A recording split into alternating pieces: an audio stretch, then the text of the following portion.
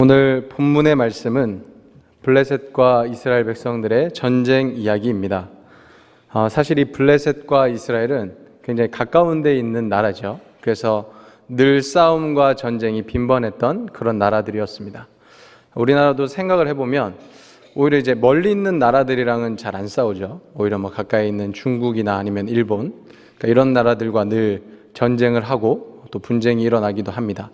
그랬던 것 같이 이스라엘 백성들 같은 경우에도 근처에 있었던 여러 나라들, 에돔이나 모압이나 아니면 블레셋 같은 나라들, 그러니까 이런 나라들과 항상 전쟁 가운데 있었던 그런 구약의 시대입니다.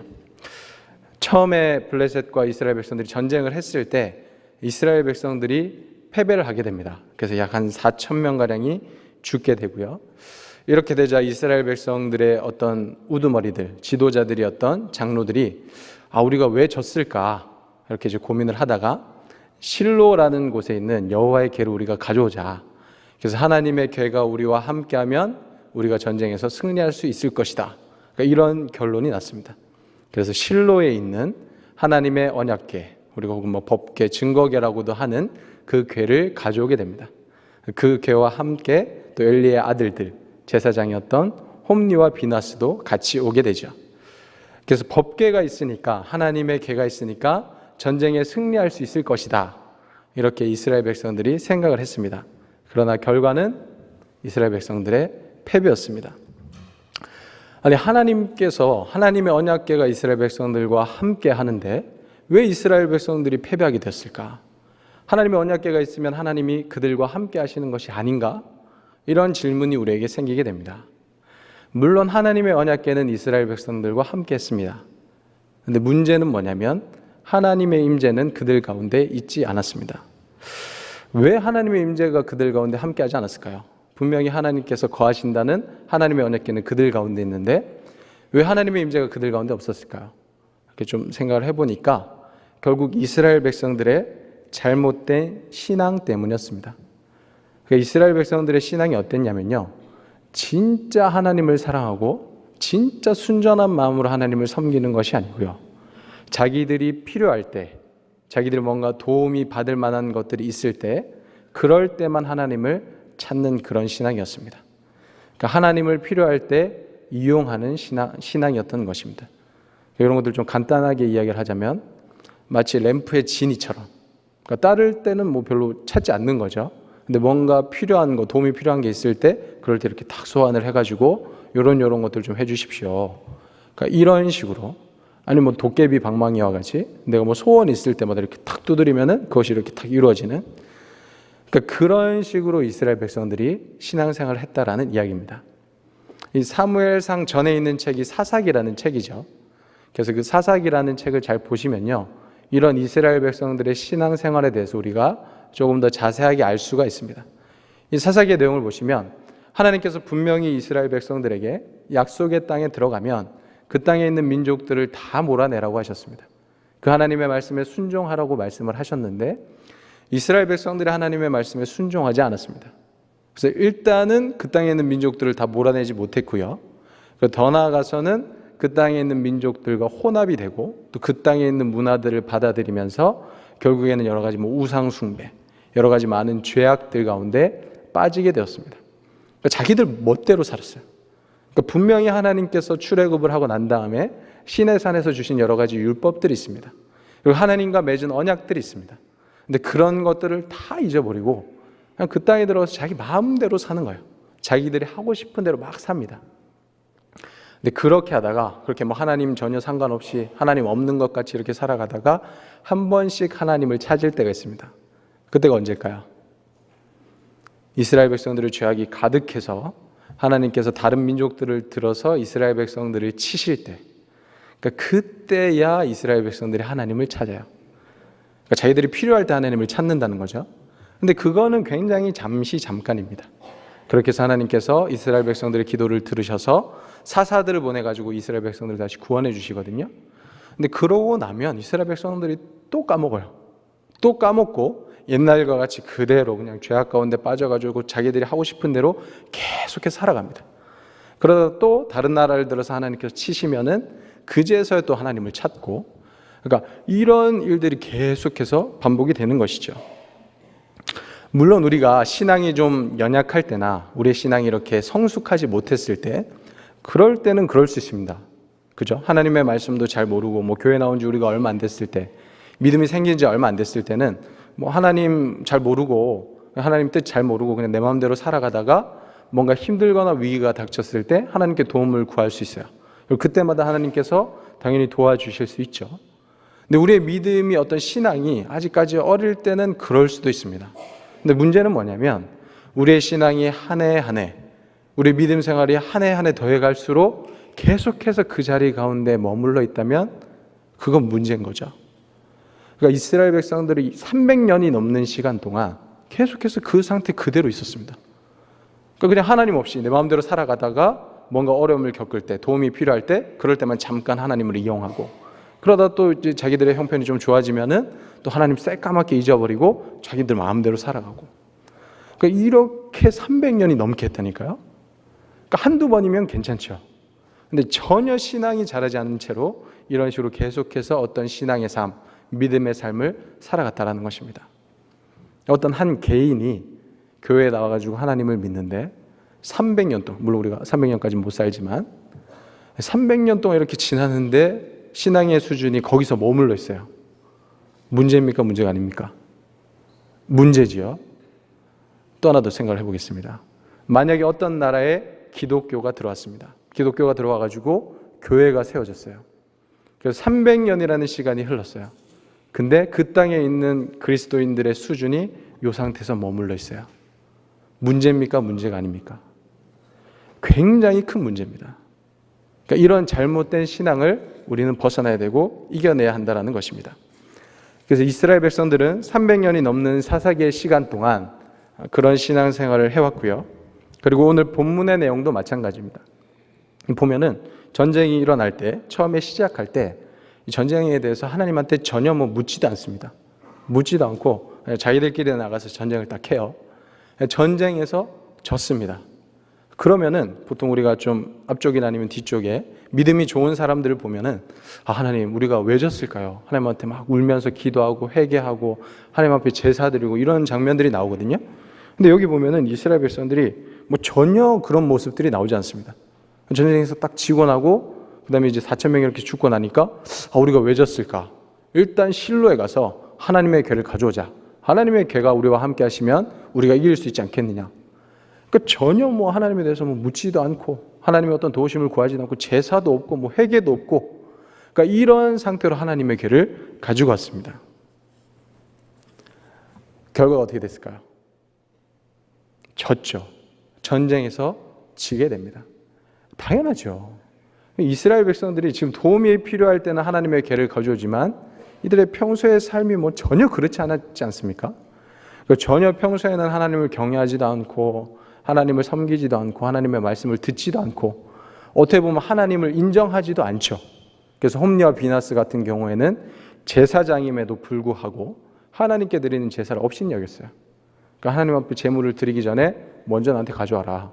먼저 나의 것을 내가 먼저 취한 다음에 그 다음에 하나님께 드려라. 이렇게까지 말할 정도로 하나님을 무시하고 하나님을 멸시했던 사람들입니다. 아니 그런 믿음을 가지고 어떻게 또 이런 위기 때는 또 하나님을 찾는지 참, 그것도 굉장히 신기한 일입니다. 그죠?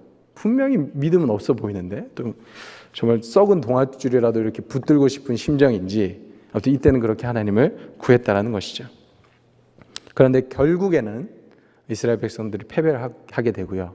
이스라엘 민족 역사상 굉장히 비극적인 일들이 일어나게 됩니다. 그게 뭐냐면 그날 그 전쟁에서 제사장들이 다 죽어요. 홈리와 비나스가 죽고요.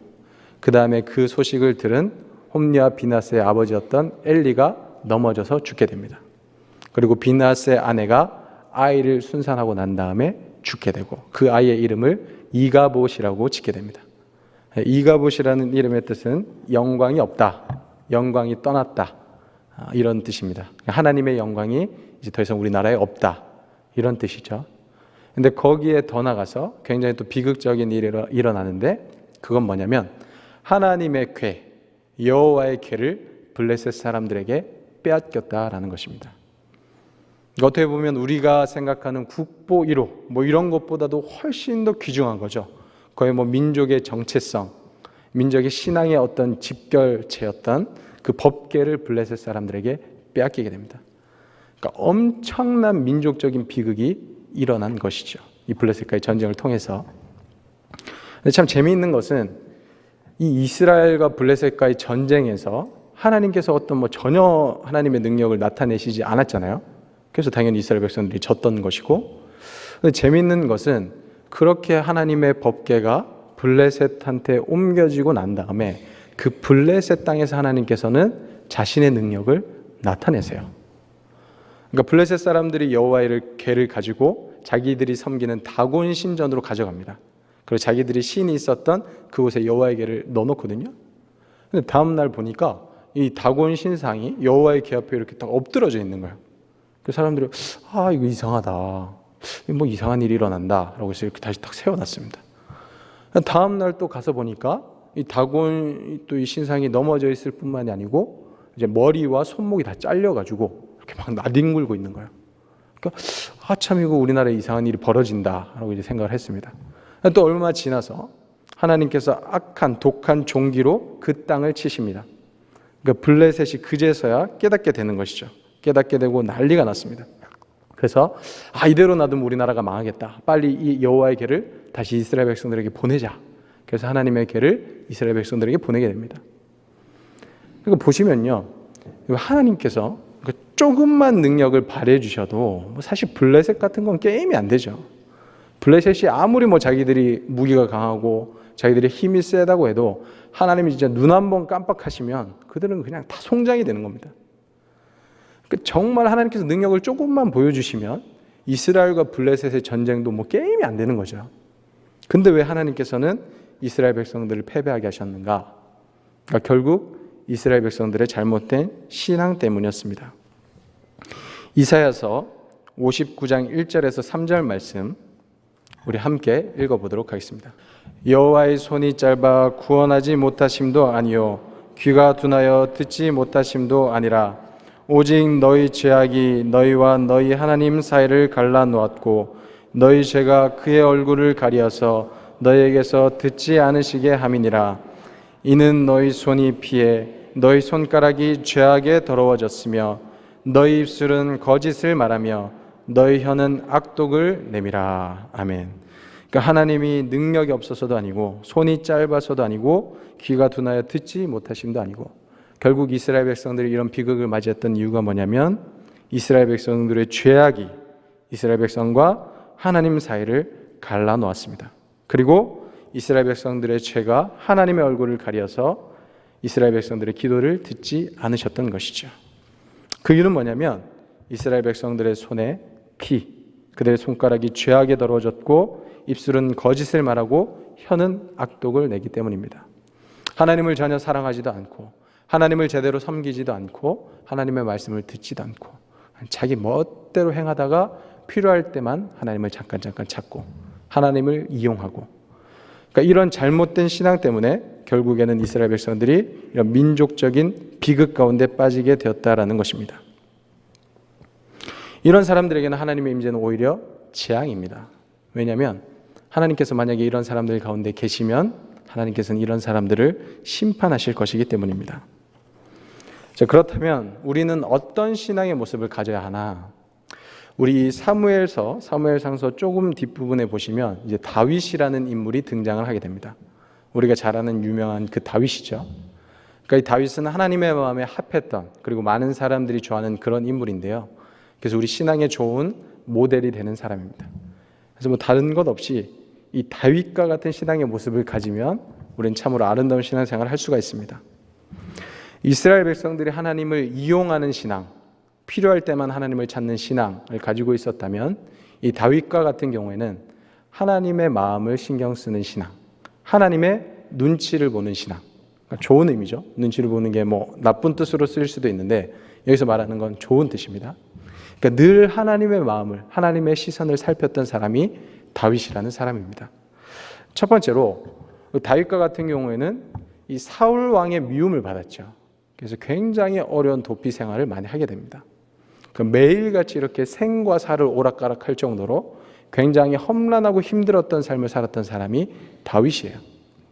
근데 이 다윗이 사울을 죽일 수 있는 기회가 2번이나 있었거든요. 그러니까 바로 이 사울이 바로 앞에 있었어요. 그래가지고 이렇게 그냥 손만 뻗어서 이제 칼을 쥐고 손만 뻗으면 이제 죽일 수 있는 그런 거리임에도 불구하고 이 다윗이 사울을 죽이지 않았습니다. 근데 그 이유가 뭐냐면 하나님께서 기름 부은 사람을 내 손으로 죽일 수 없다. 하나님께서 저런 사람들은 알아서 심판하실 것이다. 뭐 전쟁에 나가서 죽게 하시든지 어떤 알아서 하나님께서 심판하실 것인데 내가 내 손을 들어가지고 하나님께서 기름 부으신 왕을 죽이진 않겠다. 이런 믿음이 다윗에게 있었어요. 그러니까 자기의 어떤 안일보다, 자기의 안전보다, 자기의 평안함보다 하나님의 어떤 마음, 그러니까 하나님께서 원하시는 것들을 더 기다렸던 사람이 다윗이라는 사람이죠. 그러니까 2번째 또 어떤 사건이 있었냐면 이 다윗이 범죄를 저질러서 우리아의 아내 밧세바와 동침을 하게 됩니다. 이것도 굉장히 악한 일이죠. 근데 더 악한 일을 저질렀습니다. 그게 뭐냐면 자기의 죄를 덮기 위해서 우리아를 살인합니다. 다른 나라의 어떤 그런 손을 빌려가지고 이렇게 죽이게 만드는데 정말 악한 일이잖아요. 그래서 하나님께서 이것에 대해서 심판하시기 위해서, 징계하시기 위해서 다윗과 밧세바 사이에 태어난 첫 번째 아이를 아프게 만드십니다. 근데 그때 다윗이 어떻게 하냐면 하나님 앞에 금식하고 슬퍼하면서 계속해서 기도를 해요. 너무 막 슬퍼하고 아파하고 막 금식하고 그러니까 옆에 있는 신하들도 감히 이렇게 말을 못 붙일 정도로 그렇게 슬퍼했습니다. 근데 어느 날 다윗과 밧세바 사이에서 태어난 그 아이가 죽었어요. 그러니까 이제 신하들이 막 비상이 걸린 거예요. 아니 지금 다윗 왕이 그 아이가 죽기 전에도 저렇게 슬퍼하고 저렇게 아파했는데 아이가 죽었다고 이야기하면 또 완전 정말 자기 목숨을 끊으려고까지 하지 않겠느냐. 이거 큰일 났다 어떻게 하면 좋겠느냐. 막 이렇게 신하들이 자기들끼리 막 웅성웅성 거리고 있으니까 다윗이 또 눈치가 빠르잖아요. 딱 보고 아이가 죽었구나. 아이가 죽었느냐 물어보니까 네, 아이가 죽었습니다. 그러니까 다윗이 어떻게 했는지 아십니까? 다윗이 이렇게 목욕을 싹 하고 머리 기름을 딱 바르고 옷을 정결하게 입고 하나님 앞에 가서 예배를 딱 드립니다. 예배를 딱 드리고 와가지고 음식을 먹습니다. 놀랍죠? 우리도 놀라우니까 신하들도 놀랐겠죠. 그래서 물어봤습니다. 신하들이 아니 왕이시여 아이가 살아있을 때는 그렇게 슬퍼하시더니 죽고 난 다음에는 왜 이렇게 멀쩡하게 이렇게 하십니까? 라고 물어봤더니 다윗이 하는 말이 예술이죠. 그게 뭐냐면 살아있을 때야 내가 그렇게 하면 하나님께서 혹시 나를 불쌍히 여기셔가지고 혹시 아이를 살려주실까 했지. 근데 이미 아이가 죽었다면 뭐 내가 그에게 가는 방법밖에 더 있느냐. 그 아이가 다시 돌아올 수 없으니까 뭐 방법이 없으니까 내가 이렇게 한다 이렇게 이야기하는 거죠. 그러니까 이 대화 속에 뭐가 담겨 있냐면요. 그러니까 다윗의 어떤 인생의 철학이 담겨 있는 겁니다. 그러니까 사람들의 눈치를 보는 게 아니고요. 그러니까 항상 하나님이 나를 어떻게 보실까? 하나님이 내가 이런 행동을 했을 때 하나님께서 나를 어떻게 생각하실까? 그러니까 항상 그게 마음에 있는 거예요. 그래서 그게 기준이 돼서 그렇게 살아가고 있는 것입니다.